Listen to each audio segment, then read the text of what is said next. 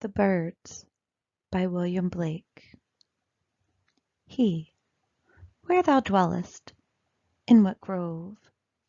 Tell me, fair one, tell me, love, where thou thy charming nest dost build, O thou pride of every field. She, yonder stands a lonely tree, there I live and mourn for thee. Morning drinks my silent tear, and evening winds my sorrow bear. He, O thou summer's harmony, I have lived and mourned for thee. Each day I mourn along the wood, and night hath heard my sorrows loud.